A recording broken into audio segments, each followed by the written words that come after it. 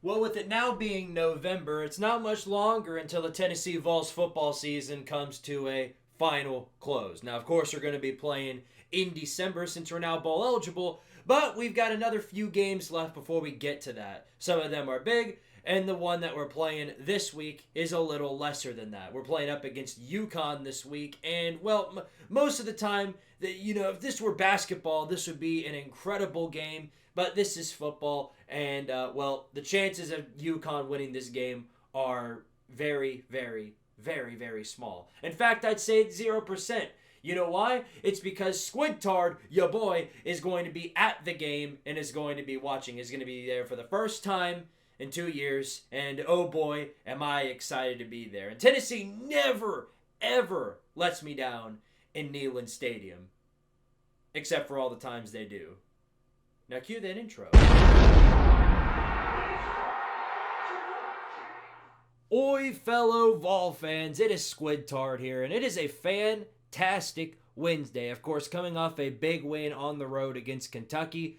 The expectations for Tennessee are as high as ever. A lot of people thinking that we're going to win out, possibly upset Georgia. I'm not of the belief that that is getting ready to happen. I am of the belief, though, that Tennessee is getting ready to roll into an easy dub this Saturday. Of course, we're playing up against UConn, and, well, UConn is obviously, not on the level of Tennessee. But, after the Austin Peay game, you can never take any opponent lightly. So I'm very excited about seeing the Vols play what would be an easy game, considering the fact there's a lot of great college football this week. A lot of great games coming up, especially that big matchup in the SEC West, Alabama and LSU. That's the one I'm probably most excited about. But anyway, of course, Tennessee versus UConn is the game we're going to look at today. And, like I said at the start of the video, for the first time in about 2 years, I think the last time I went to a Tennessee football game at Neyland Stadium was all the way back in 2021 when Tennessee hosted Ole Miss. And I made a video about it. It was a full vlog. You can go back and watch it. Of course, the rage during that was very interesting. But, yeah, it's obviously been a while since I've been back in Neyland Stadium, and you already know they aren't going to let me down. Shout out to my boy Lucas Sharp. He went ahead and got the tickets for me and him, and we're going to go to the game together. So I'm really excited about that. I'm really excited about going back to Neyland Stadium, as it's been a long time since. So Tennessee versus UConn. Obviously, if this were a basketball game, this would be one of the most talked about games of the week. Tennessee and UConn are both two really good basketball programs currently. UConn, of course, being the higher echelon in that. Even if we're talking about the Lady Vols or men's basketball, whichever one you want to talk about, UConn is a very, very, a really, really, really, really good team in both of those. But unfortunately for UConn, man, that is not what we're talking about today. This is actually the first time these two teams have met in the sport known as football. So, of course, really interesting to see how this is going to play out. Of course, Tennessee, this hasn't been officially announced, I don't think, but it looks like we might be coming out with some of the baby blue stuff, whether it's the wristbands or uniforms. I don't know how they do that. I can't keep up with it anymore. There's a new combination every single week. However, it's going to be interesting to see how that plays out. And, like I said, I'm looking forward to being there to witness it. So, of course, Tennessee is favored in this game. But they're favored by a significant margin. 35.5 points is what they're favored on. And, I'm not really expecting much. I'm not really expecting Tennessee to struggle to cover that spread. Tennessee pretty much dominates in any type of matchup you look at when it comes to Tennessee and UConn. And, let's just go ahead and talk about both teams here. So I'll start out with Tennessee, just kind of overview their performance against Kentucky on the road. And, a pretty good performance. Joe Milton put up some really good stats. He had 227 passing yards, had a touchdown. In my opinion, it was probably the best game he's played all season. Now, Joe Milton isn't, he's not a legendary quarterback, of course, and that's not a legendary quarterback performance, but it was more than enough to get the job done. So, pretty good job there. Tennessee was able to run the ball efficiently well, and that's kind of been the story of the season. Most of our wins have come because of a really, really good job running the ball. Tennessee had 253 total rushing yards, Jalen Wright at 120, and Dylan Sampson had 75. And that's, that's a little underwhelming considering he literally had a drive where he just carried the entire team. So, not that I'm saying Dylan Sampson had an underwhelming performance. However, just I was a little surprised that it was that low after just the performance, because Dylan Sampson and Jalen Wright both had amazing, they've been really, really good running the ball all year long. So to see that number from either one of the running backs is a little lower than I'm used to seeing. Anyway, they both had a rushing touchdown, so a really good performance overall by our running backs per the norm, of course. The wide receiver core, I've been talking about the past few weeks how they've been a little underwhelming, but with 227 yards behind their belt, it's not too bad. Squirrel White had 46. Dante Thornton, this is probably Dante Thornton's best game at Tennessee, 63 yards. And while that's not like explosive, like, oh my gosh, it's still something to take notice of considering, Thornton only catches one pass on average per game. So to see that is at least a little bit better than, what we're used to seeing. Chaz Nimrod actually caught his first career touchdown at Tennessee in the Kentucky game. It was a nice catch, too. It was a big bomb by Joe Milton, threw right into the hands of Chaz Nimrod. Really, really good performance right there. The way Tennessee's been playing offense, any touchdown that you can get is very, very efficient. Charles Campbell actually had like 4 field goals made along of 49. Tennessee has no trouble with special teams most of the time. The only time where they do is punting the ball, but whenever that's not the situation, or sometimes kickoffs because we keep kicking out of bounds for whatever reason. But other than that, I haven't seen any problems out of the special teams. For the first time, I think this season, the defense really, really struggled.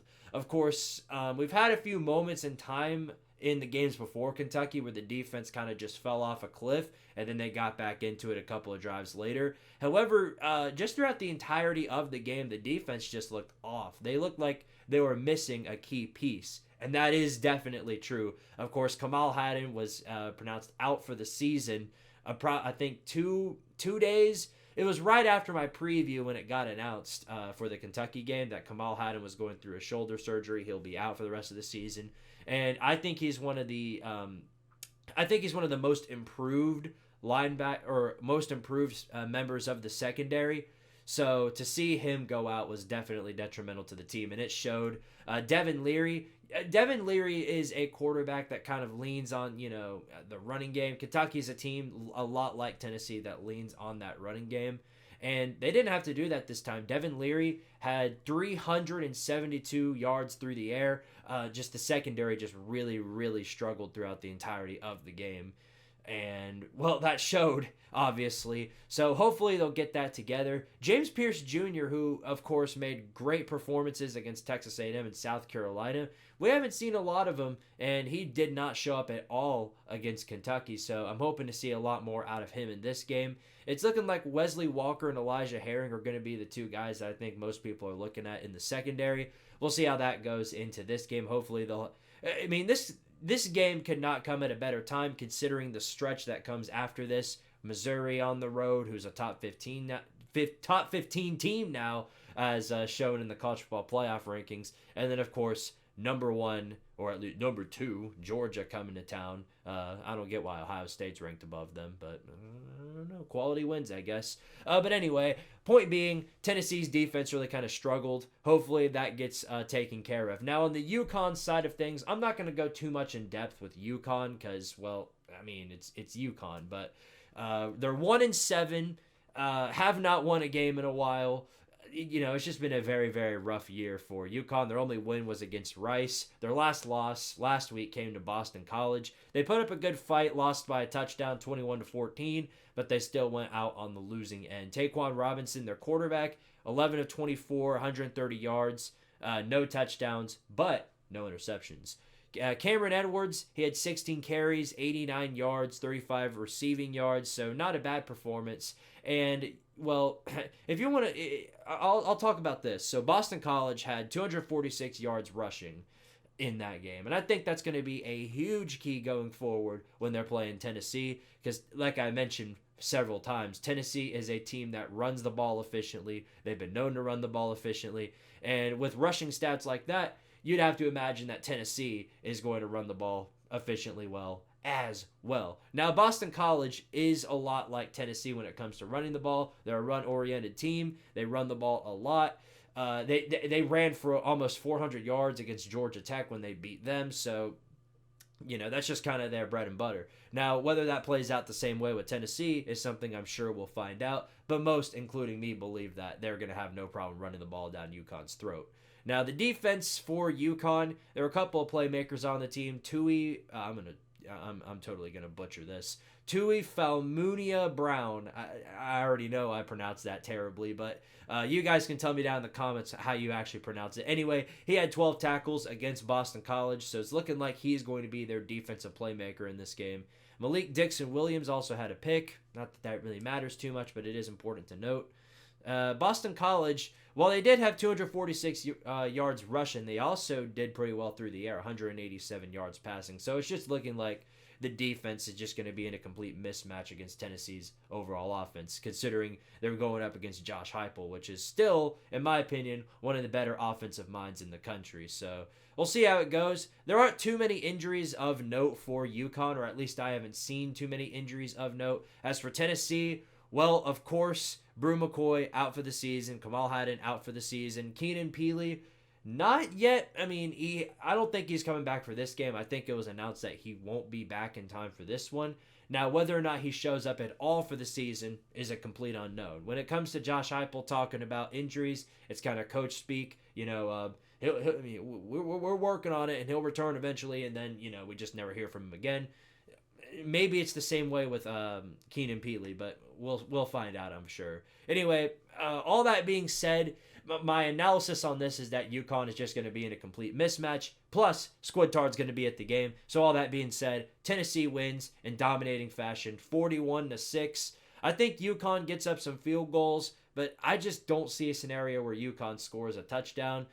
Maybe they get some yardage down the field. Maybe they get into the red zone a few times. But Tennessee has been a team, other than the Kentucky game, that has performed exponentially well in the red zone and has done a good job holding teams to field goals. So I don't see, it's obviously possible UConn could score a touchdown or two, but I don't see a scenario where they come out as a winner, of course. And I definitely don't see a scenario where they score, 3 touchdowns. All that being said, though, final score, 41-6, Tennessee rolls over UConn. And yes, before you ask, yes, I am making a hate video for UConn. You can see that one tomorrow. I'll drop that one during the day. It's going to be, as always, content you do not want to miss. So until then, I'll see you guys in the next video. Make sure you give it a like and sub up to Squidtard Sports if you haven't already. Oh, and join that college football Discord server. We have a great time in there trolling people who lose and, celebrating wins and all that. It's a great time in there, so go on and check that out if you can.